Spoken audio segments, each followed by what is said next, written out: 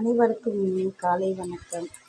இப்போது நான் ஒரு பதிவு ஒன்று சொல்லணும்னு விரும்புகிறேன். நம்ம மோஸ்ட்லி வெளியே சொல்கிறப்போ ஒரு டீ கடையாக இருக்கட்டும், ஹோட்டல் கடையாக இருக்கட்டும், ஒரு பூ கடையாக இருக்கட்டும், என்ன வேணாலும் இருக்கட்டும், நம்மளால் முடிந்த வரைக்கும் நம்ம வந்து அந்த இடத்துல இருந்து தான் நம்ம வந்து இன்னொரு கடைக்கு ஓனர் ஆகிறதுக்கான வாய்ப்புகள் இருக்குது. ஆனால் ஒரு சில இடத்துல ஒரு சில இடத்துல இந்த ஓனர்கள் ரொம்ப அதிகாரம் பண்ணுறதும், ரொம்ப வெயிட்டாக நடந்துக்கிறதுலாம் தயவு செஞ்சு வேணாம். ஏன்னா உங்ககிட்ட அவங்க வேலை பார்க்குறதுனால உங்களுக்கு ஒன்றும் அவங்க அடிமை கிடையாது, ஓகேவா? ஆனால் ஒரு சில ஓனர்கள் நல்ல ஓனர்களாக இருக்கிறாங்க. எவ்வளோ ஒரு பொறுப்பாக இருந்தாலும் வேலை செய்கிறவங்கக்கிட்ட கொடுத்துருவாங்க. ஆனால் இந்த வேலை செய்கிறவங்க என்ன பண்ணுவாங்கன்னா, நான் தான் ஓனருன்ற ஒரு தனி கர்வத்தில் இருப்பாங்க, ஓகேவா? நான் தான் ஓனரு அப்படின்ற ஒரு தன்னகத்தில் இருக்காங்க. தயவு செஞ்சு அப்படி இருக்காதீங்க. உண்மையாக ஓனருக்கு இருக்க பார்த்துக்கோங்க. பொய்யான திட்டுத்தனமான ஒரு இதுவாக இருக்காதீங்க. உங்களை நம்பி அந்த கடையை ஒப்படைக்கிறாருன்னா அவர் எவ்வளோ தூரம் உங்கள் மேலே நம்பிக்கை வச்சுருக்கிறாங்கன்றத ஃபஸ்ட்டு பாருங்கள். அவங்களுக்கு உண்மையாக நடந்துக்கோங்க. உண்மையான வரவு செலவை காட்டுங்க. பொய்யான வரவு செலவை தயவு செஞ்சு காட்டாதீங்க. அதுக்கப்புறம் உங்களால் அந்த கடையை லாஸ் ஆகிறதுக்கான வாய்ப்புகள் இருக்குது.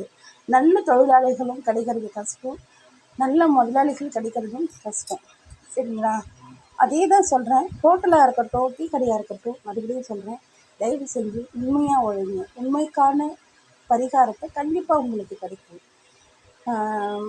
எக்ஸாம்பிள், ஒரு டீ கடையில் ஒரு கேஷியர் ஒருத்தர் இருக்கிறாருன்னா அவங்கக்கிட்ட பணம் இருக்குன்றதுக்காக நான் தான் முதலாளின்ற தன் கர்வத்தை தயவு செஞ்சு விட்டுருங்க, ஓகேங்களா? தனக்குள்ளே என்ன விஷயங்கள் அடங்கியிருக்குதுன்னு ஃபஸ்ட்டு பாருங்கள். நம்ம எப்படி இருந்தோம், இது எப்படி இருக்குன்றத யோசிச்சு பாருங்கள். நீங்கள் அதில் வர வருமானத்தை நீங்கள் எடுத்துட்டிங்கன்னா உங்களை நம்பி மற்றவங்க வேலை பார்க்குறாங்க.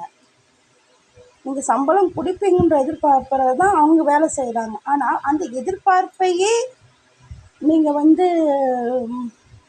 இது பண்ணுறீங்கன்னா அது சாத்தியமாகாது. தயவு செஞ்சு மறுபடியும் சொல்கிறேன், வாழ்க்கைன்றது ரொம்ப ஒரு கடினமான சூழ்நிலைங்க நம்ம வரும். தயவு செஞ்சு முதலாளிக்கு ஏமாற்றாதீங்க. முதலாளிகளும் தொழிலாளிகளை ஏமாற்றாதீங்க. அவங்களுக்கும் தீபாவளி, பொங்கல் போனஸை கொடுங்க. அப்போ தான் அவங்க வீட்லேயும் சந்தோஷமாக இருக்கும். உங்களுக்கும் இன்னும் முதலாளிக்கான எல்லா எஃபெக்டும் போட்டு நம்ம வேலை செஞ்சு கொடுக்கலான்ற ஒரு நம்பிக்கையை அவங்களுக்கு உருவாக்கும், ஓகேவா? பிடிச்சிருந்தா லைக் பண்ணுங்கள், கிடைக்கல ஸ்கிப் பண்ணி போயிடுங்க. தேங்க்யூ. ஏன்னா நான் பார்த்த விஷயத்த நான் உங்களுக்கு மறைவு முறைவாக சொல்கிறேன்.